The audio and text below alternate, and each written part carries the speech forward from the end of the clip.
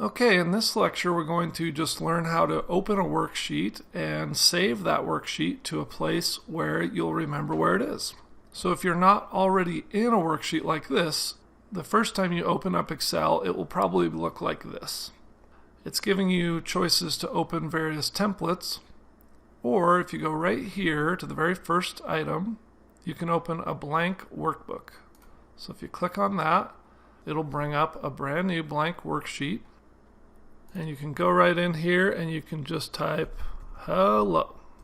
And there you have your first entry in your first cell of your first worksheet. And in the subsequent lectures, we're going to learn all about how to enter data into these cells, how to create formulas, to do calculations with it, and how to create an entire spreadsheet. But first, what you want to do is make sure that you save your file somewhere where you'll be able to find it. So you want to go up to File and Save As. And to keep things really simple for this lesson, I just want to show you how to save it right onto your computer. And this is giving you two great options. You can go into your documents, or you can save it right onto your desktop.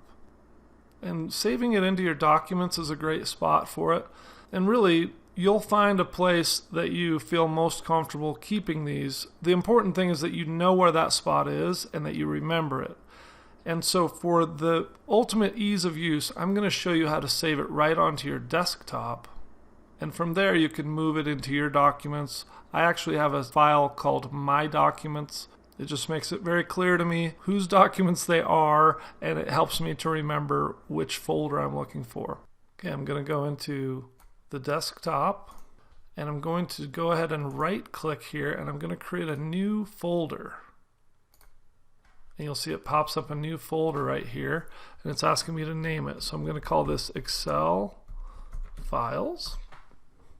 Click Enter.